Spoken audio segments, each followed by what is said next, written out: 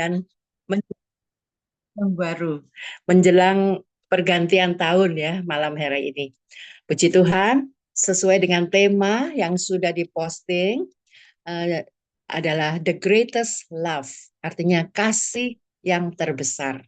Kita sudah merayakan hari kelahiran Tuhan Yesus ya beberapa hari yang lalu dan kita sudah meresapi begitu dahsyatnya sukacita yang Tuhan berikan pada kita sekalian karena sudah mengirimkan Allah Bapa sudah mengirimkan Yesus Kristus anaknya yang tunggal sebagai juru selamat kita. Kita perlu mengucap syukur dan merayakannya, memperingatinya, tapi ada sesuatu juga kita harus memperingati bukan hanya kelahirannya saja ya.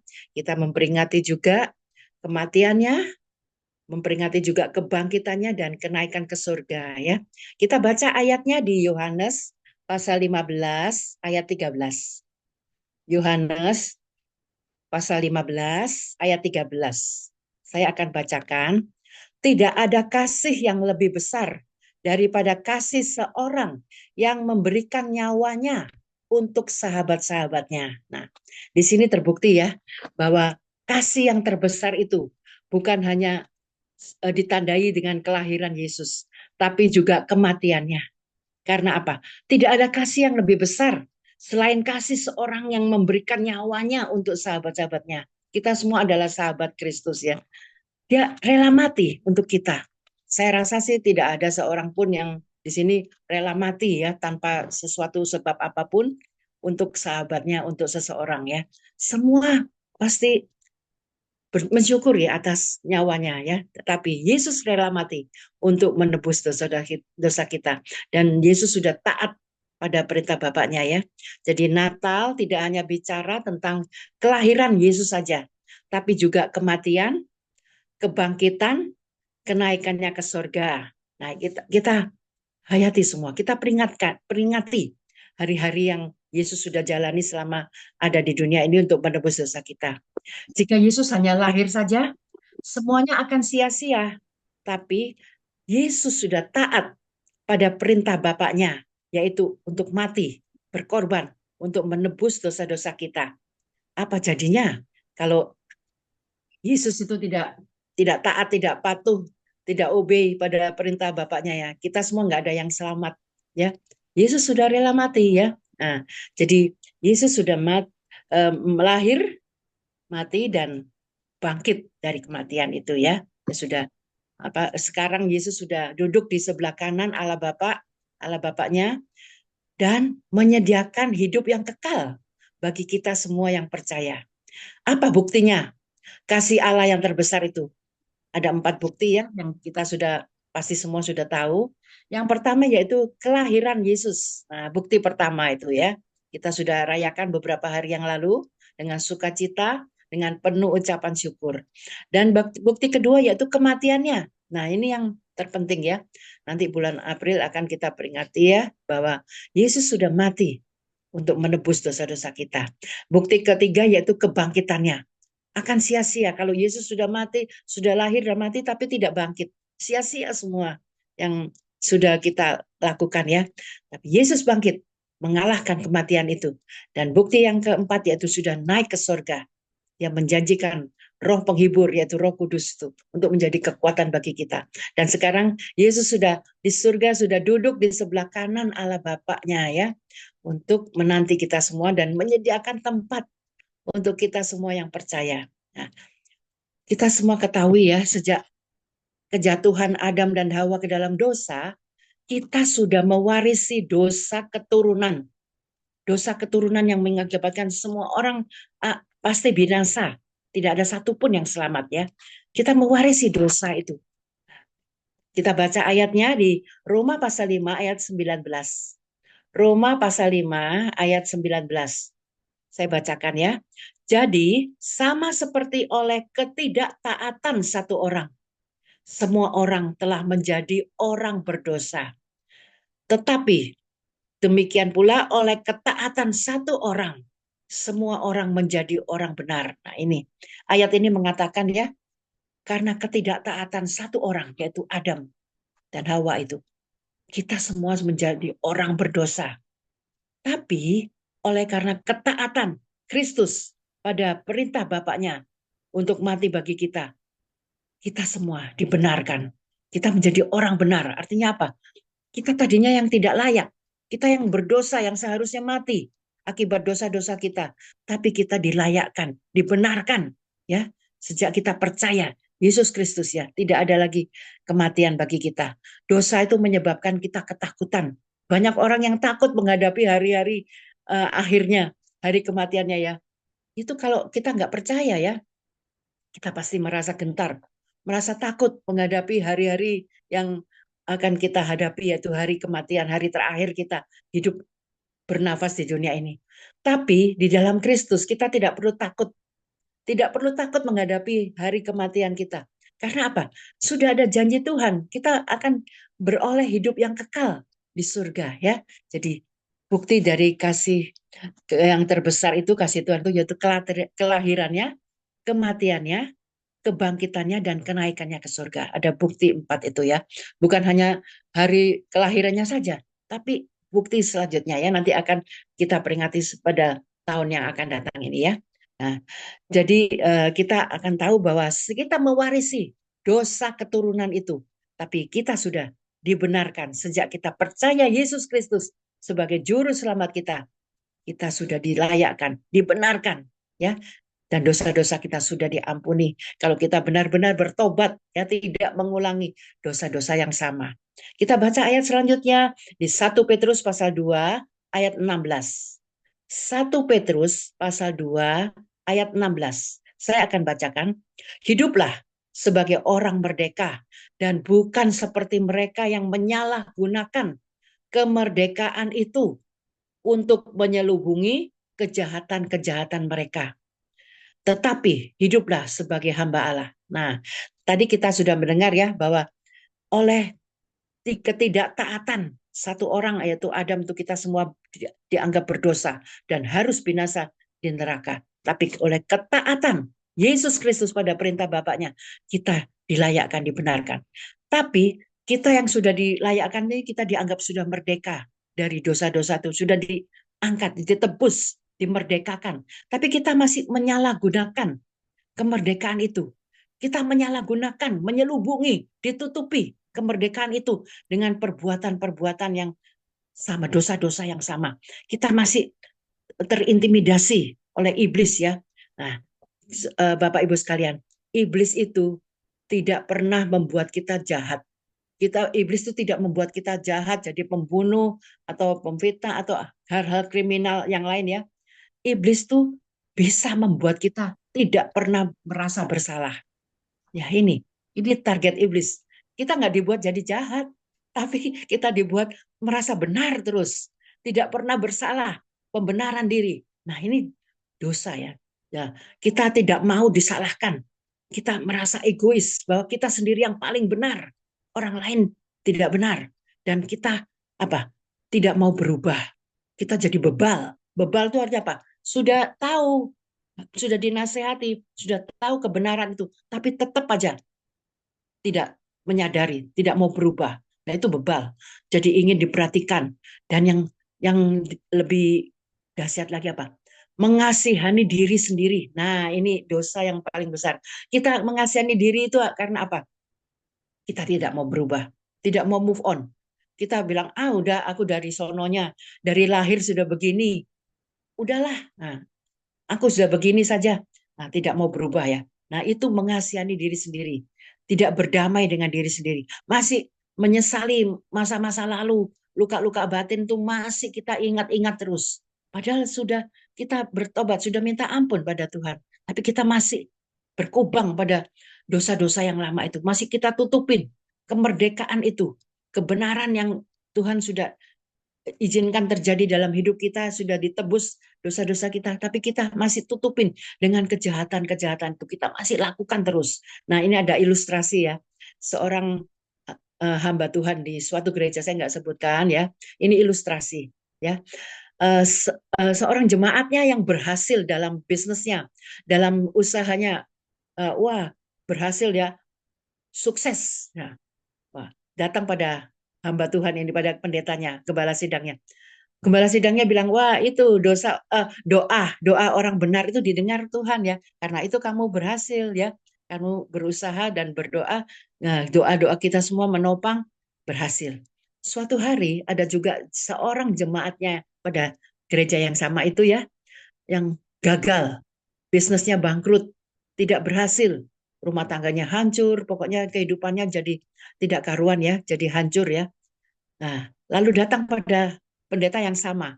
Apa jawab pendeta itu? Nah, itu sih kamu tidak beriman, tidak berdoa sungguh-sungguh, tidak hidup benar. Pendeta itu menyalahkan jemaatnya.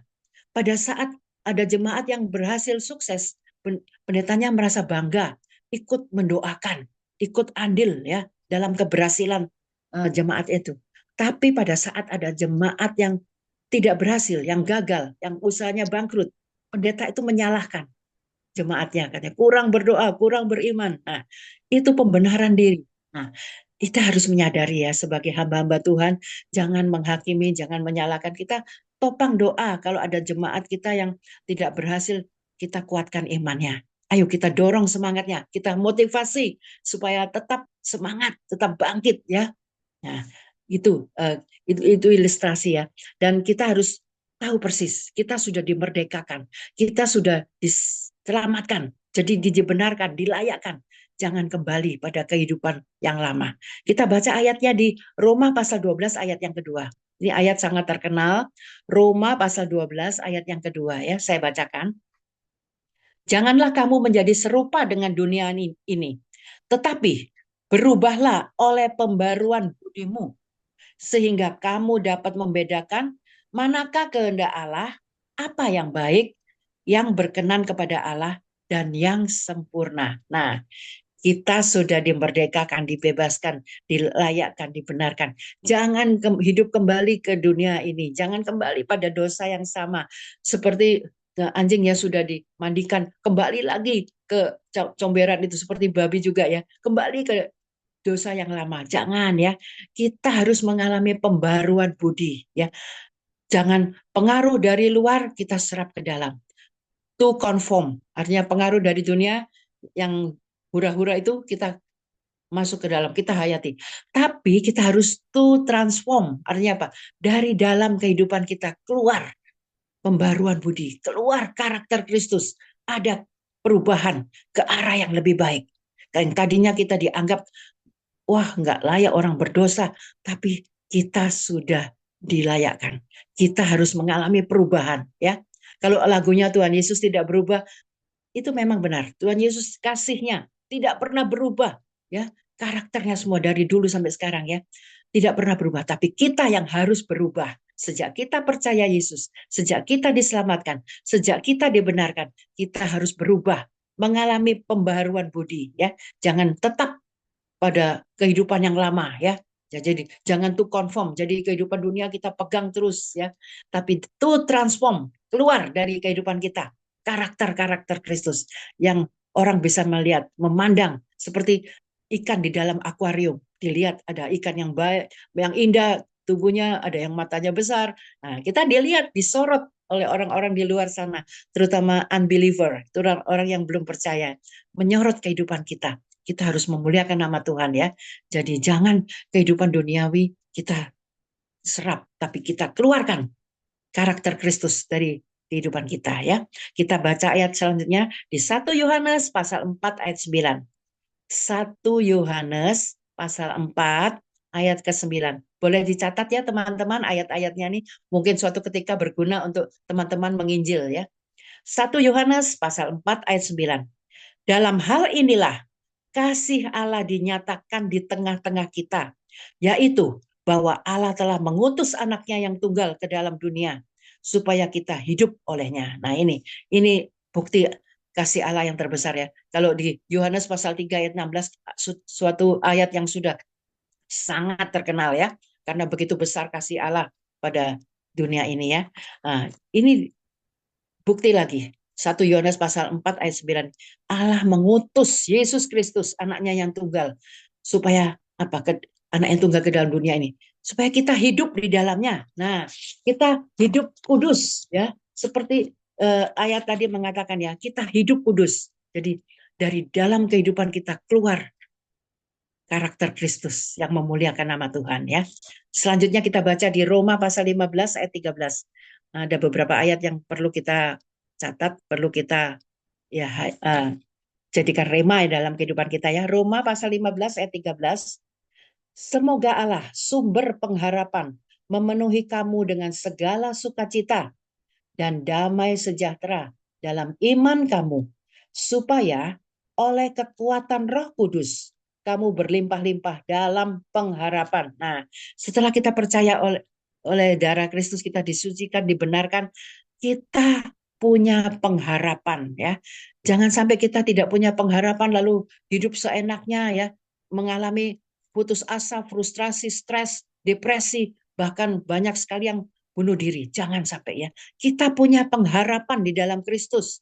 Jadi kalau kita pasrah artinya tidak punya pengharapan. Kita pasrahnya menyerah. Udah apa jadinya? Itu pasrah tanpa pengharapan. Tapi kita berserah penuh kepada Kristus. Jadi kita punya pengharapan. Jadi tahun-tahun yang sudah kita lewati ya, tahun 2024 sebentar lagi, besok sudah menginjak tahun yang baru, tahun 2025. Kita punya pengharapan. Sekalipun kita nggak tahu tahun depan ini bagaimana kejadiannya. Akan semakin baik atau semakin tidak baik untuk kita, untuk keluarga kita, untuk pelayanan kita. Kita nggak tahu ya. Masih tersembunyi. Tapi kita punya pengharapan.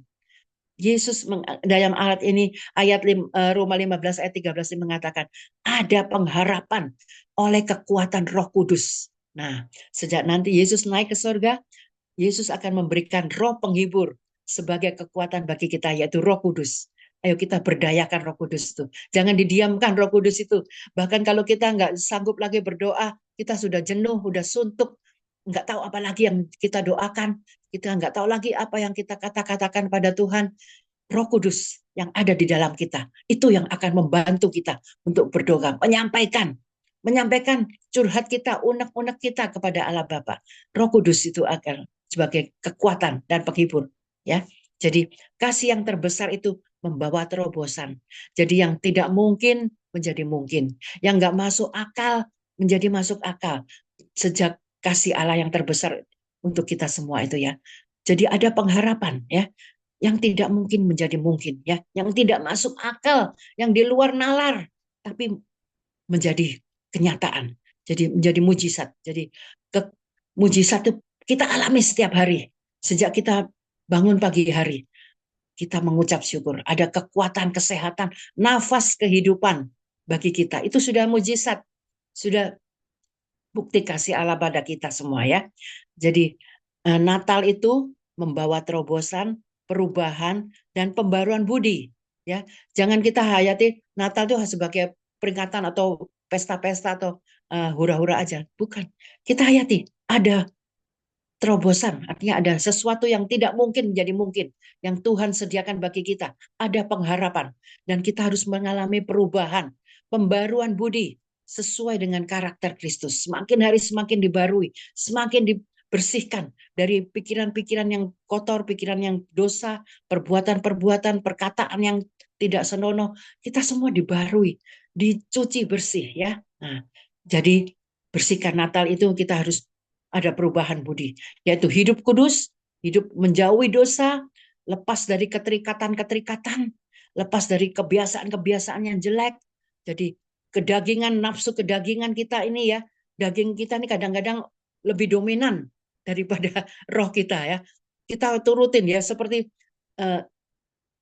saya nggak mendiskreditkan ya. Kita kadang-kadang suka kuliner ya. Wah, mendatangi suatu daerah, kita datangi makanan apa yang lagi trending di situ ya. Nah, itu kedagingan kita yang kita puaskan. Nah, kita harus menyadari ya, ada pembaruan, perubahan, dan juga kita jauhi berhala ya. Hati-hati ya teman-teman sekalian, berhala itu bukan berupa patung saja, bukan berupa hal-hal yang tidak yang menjijikan bagi Tuhan. Hobi kita, kebiasaan kita, kegemaran kita, itu kadang-kadang juga menjadi berhala. Kita lebih menomorsatukan hobi kita, keinginan-keinginan kita itu daripada keinginan untuk lebih dekat dengan Tuhan. hubungan kita dengan Tuhan. Jadi Natal ini mempunyai arti yang khusus, yaitu ada perubahan budi. Kita menjauhi segala dosa, to transform, keluar dari diri kita melalui pikiran, perkataan, dan perbuatan kita. Karakter Kristus yang memuliakan nama Tuhan. Ada perubahan. Jangan kita selama bertahun-tahun sudah merayakan Natal ya. Saya saya setiap kali kita kalau menghadiri perayaan Natal ya di suatu gereja ya, kita mendapatkan lilin kan ya, lilin tuh. Kita kumpulkan itu mungkin bertahun-tahun sudah semakin banyak itu lilin yang kita kumpulkan itu ya. Kita bisa hitung berapa kali kita menghadiri perayaan Natal itu. Apakah sudah berubah? Apakah benar-benar Yesus itu sudah lahir di dalam kehidupan kita? Ayo, kita rayakan Natal tapi kita tetap hidup di dalam keduniawian. Tidak ada perubahan, tidak ada pembaruan budi. Itu sia-sia ya. Kita mulai tahun ini kita berubah. Jadi Natal yang akan datang di tahun yang 2025 ini kita sudah mengalami perubahan budi secara drastis. Kita hidup kudus, mencerminkan karakter Kristus, mempraktekkan karakter Kristus di Galatia pasal 5 ayat 22-23 itu kita praktekkan karakter Kristus. Tidak hanya sebagai rema saja tapi kita lakukan ya. Jadi Natal itu membawa terobosan, perubahan, dan pembaruan budi. Kita lepaskan kebiasaan-kebiasaan jelek, hobi kita yang tidak menguntungkan, yang membuat hubungan kita dengan Tuhan menjadi semakin menjauh. Kita lepaskan semua. Berhala-berhala itu, keterikatan-keterikatan. Mungkin yang masih merokok, mungkin yang masih mengkonsumsi narkoba atau ini miras ya. Kita lepaskan semua. Itu keterikatan ya. Kita lepaskan semua. Kita sudah dibarui, kita sudah ditebus dengan darah yang mahal ya. Jadi kita lepaskan pembaruan budi ya. Jadi Natal ini membawa pembaruan. Tidak sia-sia. Kalau kita sudah kumpulkan lilin-lilin itu, kita hitung mungkin beberapa udah selama ini kita kumpulkan udah berapa banyak, tapi tetap kita hidupnya tidak ada perubahan. Sia-sia ya. Apa gunanya kita merayakan Natal kalau tidak ada pembaharuan, tidak ada perubahan dalam kehidupan kita ya. Nah, kita baca ayat selanjutnya yaitu ayat yang sangat menguatkan kita ya. Ayat yang terakhir. Yeremia pasal 33 ayat yang ke-6. Ini ayat menjadi rema benar-benar untuk saya pribadi ya. Yeremia pasal 33 ayat yang ke-6. Boleh dicatat ya, Yeremia pasal 33 ayat yang ke-6. Ini merupakan janji Tuhan di tahun yang baru ya. Tahun yang sudah lewat ada penyertaan Tuhan, saya percaya tahun yang akan datang pasti ada penyertaan dan pimpinan Tuhan juga. Yeremia pasal 33 ayat yang ke-6.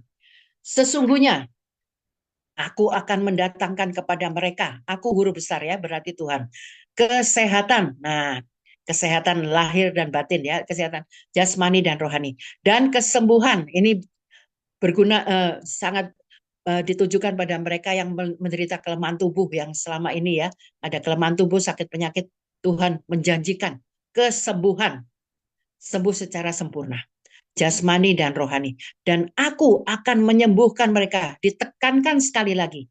Aku akan menyembuhkan mereka. Nah, dan akan menyingkapkan kepada mereka kesejahteraan dan keamanan yang berlimpah-limpah. Saya ulangi ya ayat ini. Sesungguhnya aku akan mendatangkan kepada mereka kesehatan dan kesembuhan.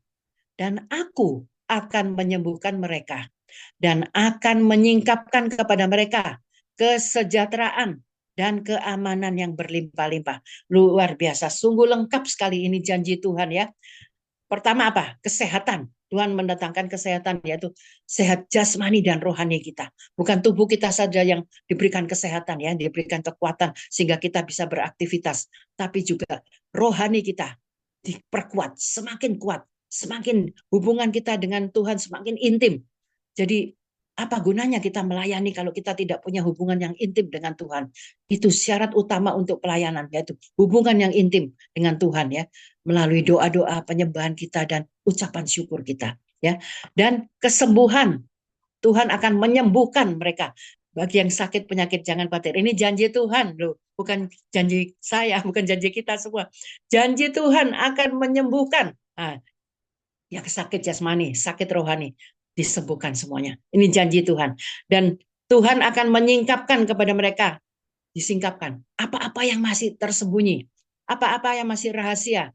yang belum kita ketahui di tahun yang akan datang ini akan semakin baik atau semakin tidak baik. Tuhan akan singkapkan satu demi satu ya, step by step. Apa? Diberikan apa? Kesejahteraan. Artinya kita diberikan kemakmuran ya, semua tercukupi, kesejahteraan jasmani dan rohani, apa yang kita butuhkan untuk kehidupan kita akan dipenuhi Tuhan. Bukan keinginan kita ya, tapi kebutuhan. Harus dibedakan kebutuhan dan keinginan ya. Kalau keinginan itu kedagingan ya, keinginan kita pribadi ingin itu yang kadang-kadang tidak sesuai dengan kehendak Tuhan. Tapi kalau kebutuhan kita untuk hidup sehari-hari itu Tuhan pasti penuhi. Ini janji Tuhan ya. Kesejahteraan artinya kita dipenuhi kebutuhan-kebutuhan kita dan keamanan yang berlimpah-limpah. Keamanan artinya ada perlindungan Tuhan ya. Perlindungan Tuhan itu lengkap sekali ya. Dari apa saja? Musibah, kecelakaan, sakit penyakit, maksud orang jahat, dan kuasa kegelapan. Kita diproteksi. Nah, jadi saya bisa mengambil kesimpulan dari ayat ini, Yeremia pasal 33 ayat 6 ini, ada 3 poin yang sangat penting. Yang pertama, poinnya yaitu to guide. Tuhan to guide. To guide itu artinya Tuhan memimpin. Tuhan menyertai, mengendalikan, memegang kontrol kehidupan kita. To guide, Tuhan memimpin, Tuhan menyertai, Tuhan melindungi, Tuhan menyertai, penyertaan Tuhan selama tahun yang sudah kita lewati ya. Dan itu yang pertama, to guide. Yang kedua, to protect, artinya Tuhan melindungi. Nah, ada proteksi Tuhan ya terhadap apa saja? Musibah, kecelakaan. Wah, itu kita kadang-kadang tidak menyadari ya, kita mendapat musibah tanpa kita sadari ya. Itu semua sudah direncanakan, sudah tanpa kita sadari, mungkin kecerobohan kita, mungkin juga memang harus terjadi ya. Jadi Tuhan melindungi, to protect, artinya Tuhan melindungi dari musibah, kecelakaan, sakit, penyakit, bahkan maksud orang jahat. Kalau ada orang yang mau jahat pada kita, Tuhan akan cover, melindungi kita, meluputkan ya. Dan kuasa kegelapan, Tuhan akan melindungi, Tuhan akan memproteksi kita dari hal-hal yang tidak diinginkan ini. Dan yang ketiga yang tidak kalah penting dari poin dari ayat ini, to provide, Tuhan akan menyediakan semua yang kita butuhkan ya. Nah, janji Tuhan akan tergenapi ya di tahun yang sudah yang akan kita akhiri ya. Sebentar, hari ini terakhir di tahun 2024. Tuhan sudah mencukupkan apa yang kita butuhkan selama ini. Dan kita tahu pasti di tahun yang akan datang, Tuhan juga pasti akan to guide, to protect, dan to provide. Nah, itu janji Tuhan yang lengkap sekali ya. Kita tidak menyadari ya bahwa selama tahun 2024 yang sudah kita lewati ini, yang sebentar lagi kita akhiri semalam hari ini, kita tidak menyadari. Kita kadang-kadang, aku sudah bekerja keras, sudah mencari nafkah dengan baik, sudah berhasil, sudah sukses. Kita mungkin menyadari kekuatan kita sendiri, mengandalkan diri kita. Padahal itu semua ada pimpinan, penyertaan Tuhan, pengendalian Tuhan atas hidup kita, perlindungan, dan juga penyediaan dari Tuhan. Provide, Tuhan menyediakan semua apa yang kita butuhkan ya. Jadi kesimpulannya, jadi selamat. Jika selama tahun 2024 Tuhan sudah memimpin, menyertai kita, percayalah, di tahun-tahun yang akan datang, pasti juga Tuhan akan memimpin, menyertai kita, dan mencukupkan, menyediakan semua apa yang kita butuhkan. Asalkan apa syaratnya? Kita harus percaya dan melakukan firman-Nya. To trust and obey. Trust itu percaya. Obey itu taat, melakukan semua perintah Tuhan. Apa yang Tuhan perintahkan, kita lakukan. Sekalipun perintahnya tuh kadang-kadang tidak masuk akal ya, perintah Tuhan itu ya. Someday God is never sense, doesn't make sense. Artinya kadang-kadang Tuhan tuh tidak bisa kita mengerti ya apa rencana Tuhan. Tapi kalau kita trust and obey, kita percaya dan taat melakukan perintahnya semua melalui apa? Pikiran kita. Nah, pikiran kita dikuasai oleh Roh Kudus. Perkataan kita juga jaga-jaga perkataan kita. Hati-hati ya dengan perkataan kita. Apa yang kita keluarkan itu bisa menyakiti hati orang, melukai perasaan orang ya. Kita harus hati-hati ya. Dan juga perbuatan kita ya. Apa yang kita lakukan tuh disorot. oleh orang-orang di luar sana. Apakah benar-benar mencerminkan karakter Kristus atau tidak? Jadi pesan Natal untuk tahun ini, Natal membawa terobosan, membawa perubahan, pembaruan budi untuk menjadi makin serupa dengan Kristus, makin dibarui ya, semakin hari semakin indah dan kita menyenangkan hati Tuhan. Itu aja syaratnya. Kalau kita menyenangkan hati Tuhan dengan pikiran-pikiran kita yang positif, jangan selalu negative thinking ya, positive thinking. Sekalipun apa yang seharusnya menurut pikiran kita itu tidak masuk akal, kita punya pikiran positif, pasti terjadi ya. Jangan negatif thinking ya. Pikirkan yang positif. Perkataan juga hati-hati, jangan menyakiti hati orang, dan perkataan ini harus firman Tuhan yang keluar dari mulut kita, yang menguatkan orang, memotivasi orang, menyemangati orang. Jangan perkataan kita melemahkan iman orang, membuat orang sakit hati, membuat orang tersinggung, membuat orang jadi benci pada kita. Jangan. Kita hati-hati dengan perkataan kita. Minta Tuhan menguduskan mulut kita, perkataan kita, supaya yang keluar itu dari hati kita ini adalah firman Tuhan yang menguatkan, memotivasi, dan menyemangati orang ya. Jadi perbuatan kita juga, jangan kita sebagai orang yang sudah percaya, yang sudah dimerdekakan, perbuatan kita masih jahat, masih seperti orang-orang di luar sana. Kita masih menipu orang, memfitnah orang ya. Kita memanipulasi, korupsi, jangan ya teman-teman. Kita harus ada pembaruan budi, harus ada perubahan. Jadi Natal tidak akan berarti. Natal akan sia-sia. Kelahiran Yesus itu akan sia-sia kalau kita tidak ada perubahan budi. Kita tidak ada uh, pembaharuan budi seperti karakter Kristus. Tidak ada terobosan. Kita percaya Natal tahun-tahun yang akan datang. Ada terobosan. Yang tidak mungkin menjadi mungkin, yang tidak masuk akal menjadi masuk akal. Ada mujizat terjadi kalau kita percaya dan taat melakukan firman Tuhan ya. Saya percaya janji Tuhan di tahun yang akan datang ini akan tergenapi. Yeremia 33 ayat 6 ini akan tergenapi di tahun yang baru ini. Ini janji Tuhan. Pegang ini janji Tuhan. Bapak Ibu sekalian, jangan khawatir. Kalau tahun 2024 sudah kita lewati dengan pimpinan Tuhan, penyertaan Tuhan, kita percaya tahun-tahun yang akan datang, hal yang sama akan kita alami. Tuhan akan memegang tangan kita dan memberikan kita kemenangan ya. Dan saya percaya pimpinan Tuhan itu to guide, to protect, and to provide. Itu pegang, itu janji Tuhan di tahun yang akan datang. Saya percaya firman Tuhan akan menjadi rema bagi kita. Kita tidak hanya sebagai pendengar atau pembaca saja, tapi kita dimampukan untuk menjadi pelaku-pelaku firman. Itu yang Tuhan kehendaki. Mari kita berdoa. Bapak Surgawi, kami bersyukur Tuhan pada pagi hari ini kami sudah mendengar pesan-pesan-Mu Tuhan, bahwa Natal tidak hanya sebagai memperingati kelahiran Yesus saja, tapi juga kematiannya, tapi juga kebangkitannya, dan juga kenaikannya ke surga, yang menggenapi kasih Allah yang terbesar itu kepada kita sekalian. Itu bukti kasih Allah yang terbesar untuk kehidupan kita. Dan Tuhan, sebentar lagi kita mengakhiri tahun 2024, sebentar malam, dan kami percaya tahun yang akan datang, tahun yang baru ini, ada penyertaan Tuhan juga, to guide, to protect, and to provide. Itu janji Tuhan, kita pegang dan kami percaya akan tergenapi janji Tuhan ini pada kita sekalian, asalkan kita trust and obey, percaya dan taat melakukan perintah-perintah Tuhan. Terima kasih Tuhan, jadikan ini firman-Mu ini menjadi rema dan tidak akan kembali sia-sia, tapi kami dimampukan untuk menjadi alat untuk kemuliaan nama Tuhan yang menyenangkan hati Tuhan. Dan di dalam nama Yesus kami sudah berdoa dan bersyukur. Haleluya, amin. Oh ya teman-teman, jangan lupa ya, nanti malam menjelang jam 12 malam, counting down, detik-detik itu mengakhiri tahun, kita kumpulkan sekeluarga, kita adakan altar, family altar ya, berdoa, memuji, menyembah Tuhan, mengucap syukur untuk tahun-tahun yang sudah kita lewati, dan kita menyerahkan tahun yang akan datang kepada Tuhan, supaya ada pimpinan Tuhan, penyertaan, dan Tuhan to guide, to protect, and to provide ini tergenapi. Jangan lupa menjelang detik-detik pergantian tahun kita kumpulkan sekeluarga ya, kita berdoa, kita mengucap syukur, dan kita serahkan tahun yang akan datang pada Tuhan. Demikian firman Tuhan, saya kembalikan pada Ibu Lina. Terima kasih. Terima kasih Bu Astrid. Terima kasih Bu Astrid. Luar biasa firman Tuhannya. Amin. Dan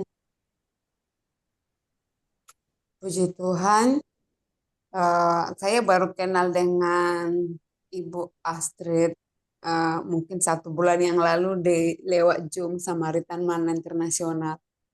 Eh, Kemudian biasanya kemarin saya tanggal 27 kemarin, ya tanggal 27 saya pergi ke pulau pelayanan, ke satu pulau, Pulau Karos.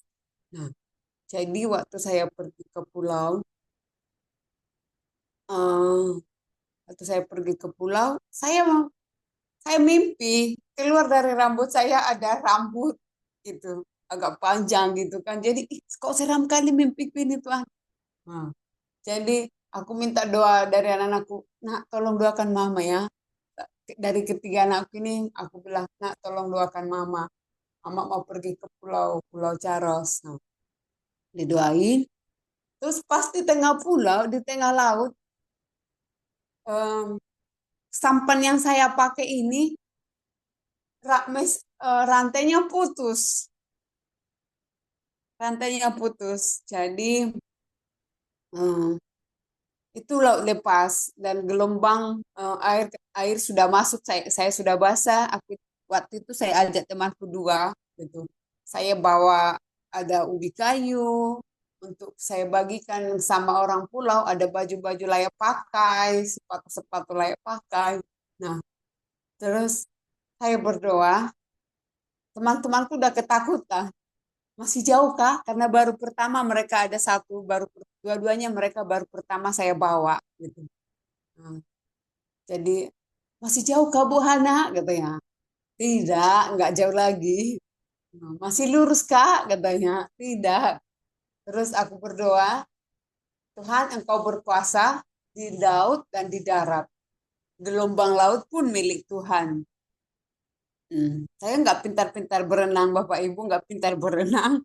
Jadi aku bilang, kalau aku hanya percaya kepada mesin ini, eh, sampan ini, bergantung sama sama yang mau bawa sampang, nah, tidak ada artinya. Akhirnya saya berdoa, "Tuhan, tolong selamatkan. Engkau yang mengendalikan semuanya, gelombang laut ada di tangan kuasamu." Dan puji Tuhan, bisa diperbaiki rantainya, dan bisa kami selamat pergi dan pulang. Masuk saya, di kesaksian saya itu Bapak Ibu, eh, seperti firman Tuhan tadi, sampai saya buat jadi status saya, to God, to provide, apalagi ya. Nah, terus trust katanya, percaya dan trust. Jadi, eh, cerita firman firman Tuhan yang saya dengarkan pagi ini menjadi modal saya menghadapi tahun 2025. Apapun masalahnya, tantangannya, eh, Tuhan kita, Allah kita itu Allah yang sama. Tuhan tidak hanya menyediakan yang baik-baik saja, tapi masalah pergumulan pun Tuhan Yesus ada di sana. Nah, jadi walaupun kemarin tidak baik-baik perjalanan saya, gitu kan, udah ketakutan, tapi di situ aku melihat Tuhan Yesus dahsyat, Tuhan Yesus ada di tengah lautan, di gelombang pun Tuhan Yesus ada. Bapak Ibu, itu aja kesaksian saya. Terima kasih buat firman Tuhan. Kiranya kesaksian saya bisa membuat iman kita juga semakin dekat kepada Tuhan, bahwa Allah kita itu Allah yang ada di mana-mana, Allah yang menyertai kita. Terima kasih. Ya, Ya, terima terima kasih Bu kasih. Hana. Ya, terima Sama-sama. kasih Bu Hana kesaksiannya. Waduh, luar biasa ya. Itu buktinya ada penyertaan Tuhan di dalam apapun langkah kita kalau kita percaya dan menyerahkan sepenuhnya. Trust and obey artinya apa? Percaya dan taat melakukan firman Tuhan. Itu buktinya penyertaan Tuhan dan ada perlindungan Tuhan di dalam mara bahaya apapun. Ada perlindungan Tuhan dan Tuhan to provide. Tuhan pasti menyediakan apa yang kita butuhkan Amin. dalam pelayanan, dalam kebutuhan Amin. keluarga. Semua Tuhan pasti sediakan kalau kita menyerahkan sepenuhnya pada Dia. Kan apa? Berserah itu ada pengharapan. Kalau pasrah nggak ada pengharapan ya. Jadi kita punya pengharapan dan kita lakukan aja firman Tuhan. Sekalipun perintahnya itu nggak masuk akal, tapi kita kalau melakukan, kita lakukan bagian kita, selanjutnya, selebihnya Tuhan yang berkarya. Terima kasih Bu Hana. Iya, Bu. Yes. Kalau tidak kita lakukan, kita tidak mengalami penyertaan Tuhan. Ya betul. Kita lakukan, kita melangkah. Kalau kita diam aja statis, nggak melangkah, ya nggak terjadi apa-apa. Kita harus melangkah dengan iman. Makasih. Ya, terima kasih Ibu Hana untuk kesaksiannya. Terima kasih juga Bu Astrid yang sudah meneguhkan. Betul ya Bu ya. Betul-betul nih firman Tuhan pada pagi hari ini mengingatkan kita untuk penyertaan Tuhan. Ada Ibu Melana yang resen juga Pak Andre. Ya, waktunya kita. Ya. Ada sedikit saya tambahkan pengumuman. Jadi kita jangan besok pagi kita tetap ada ya teman-teman.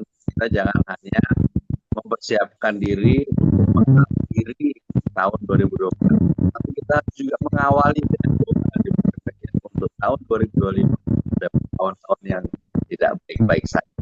Itu aja pengalaman pengumumannya di teman-teman. Dan saudara bersama Roh Kudus. Haleluya. Amin. Kita bisa tetap ada di morning prayer. Terima kasih. Ya, terima kasih Pak Weni diingatkan besok tetap ada morning prayer seperti biasa. Dan saat ini sudah pukul 6.27. Apakah kita tetap akan lanjut? Atau kita sisakan untuk besok, Ibu Melana dan Pak Andre? Bisa saya sedikit. Bu Melana, silakan Bu Melana. Tes, bisa saya sedikit aja? Boleh?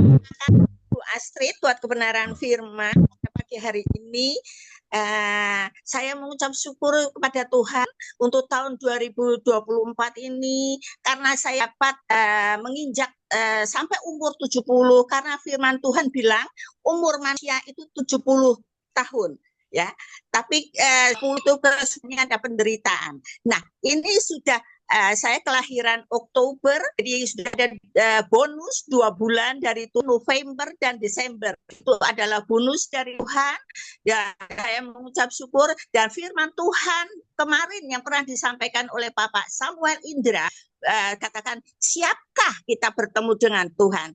Dan jika kita siap atau tidak siap, kita akan datang, kita harus tetap siap. Dan yang kesiapan kita itu terdapat dalam 1 Tesalonika 5 ayat 23 itu kita untuk menjaga roh kita dan ayat 23 dapat sempurna pada saat kedatangan Tuhan. Dan saat datang kita ya harus mau gerak diangkat, tapi kita sudah mempersiapkan roh, jiwa, dan tubuh kita. Saat kita dibuka buku kehidupan kita, ya mungkin masih ada sedikit-sedikit tinta merah ya di dalam buku kehidupan kita. Tapi tinta itu buku kehidupan itu tidak labanya. Terima kasih buat penaruhan firman Tuhan pada pagi hari ini dan sebaiknya mempersiapkan diri kita untuk tahun 2025 itu menjadi tanda tanya besar. Apa saya ini kita sampai umur 71 itu masih tanda tanya besar, tapi no problem, kita tetap harus mempersiapkan roh, jiwa, dan tubuh kita saatHan datang. Amin. Amin. Ya, terima kasih Ibu Melana. Sama saya juga 70 Bu. Sama lah. Saya nggak takut menghadapi kematian. Kita justru harus siap. Amin. Karena apa? Ada hidup kekal. Amin. Jadi jangan takut menghadapi kematian itu. Kita persiapkan sisa umur Amin. kita ini untuk menjadi berkat, untuk menjadi alat untuk kemuliaan nama Tuhan. Jadi kita lakukan aja perintah Tuhan ya. Terima kasih Bu Melana. Ya, terima kasih. Ya, terakhir Nggak Pak ada Andre. istilah pensiun ya Bu. Pak Andre 2 menit ya, karena waktunya sudah lewat. Oke, bisa dengar suara saya? Ya, bisa. Sinyalnya saya kadang-kadang mati-mati nih. Oke, right. Terima kasih atas firman-Nya Ibu Astrid ya, memberkati kita semua. Yang memberkati apa? Ibu Astrid bilang, ingat Natal atau tahun baru kita lihat kumpulin lilin-lilin banyak. Berarti jangan-jangan kita hanya merayakan Natal, merayakan tahun baru hanya rutinitas, sekedar euforia Natal, baju baru, program-program Natal. Karena Natal tanpa pertobatan adalah sia-sia. Tuhan mau kita berubah kan? Coba lihat di chat yang sampaikan to guide, to protect, to provide. Tapi ada yang lupa. Kita harus konsisten untuk mengenapi rencana Tuhan. To complete. Kita harus menyelesaikan sesuai dengan tujuannya. Itu. Perubahan bukan suatu perubahan sampai terjadi perubahan. Tuhan Yesus memang tidak pernah berubah dari dahulu, sekarang, sampai selama-lamanya. Tapi kita harus mengalami perubahan. Yang itu tadi pesan saya. Perubahan bukan suatu perubahan sampai terjadi perubahan itu. Bagaimana caranya? Bertobat. Bukan rutinitas. Bukan euforia. Mari. Pertobatan itu harus terjadi. Terima kasih, Tuhan Yesus memberkati. Ya, terima kasih Pak Andre untuk penegasannya. Amin. Memang kita mengumpulkan lilin-lilin setelah menghadiri perayaan Natal. Buat apa kalau setiap tahun kita kumpulkan tapi kita nggak berubah kehidupan kita, nggak ada pembaruan budi seperti Roma 12 ayat 2 itu tadi ya. Roma pasal 12 ayat 2 mengatakan harus ada pembaruan budi serupa dengan karakter Kristus. Sia-sia semuanya. Jadi Natal itu harus membawa perubahan. Jangan bebal. Jadi ada pembaruan budi, semakin baik, semakin dibaharui. Gitu Pak. Terima kasih Pak Andre. Amin. Ya, terima kasih juga Ibu Astrid, Pak Andre, dan kita semua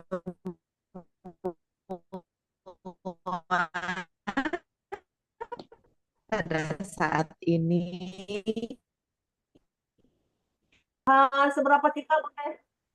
Seberapa kita boleh diberkati firman Tuhan pada pagi hari ini? Yes, lambaikan tangan saudara, kasih emoticon, luar biasa kita diingatkan ya. Semakin pede masuk 2025 dengan to guide ya kan, to protect and to provide. Tuhan meng-guide kita, membimbing kita, dan Tuhan juga yang melindungi, memprotek, dan Tuhan yang menyediakan segala sesuatu. Katakan amin. Thank you Bu Astrid, luar biasa. Amin. Tuhan pakai lebih dahsyat lagi. Yuk saudara, sama-sama kita satukan hati kita untuk berdoa.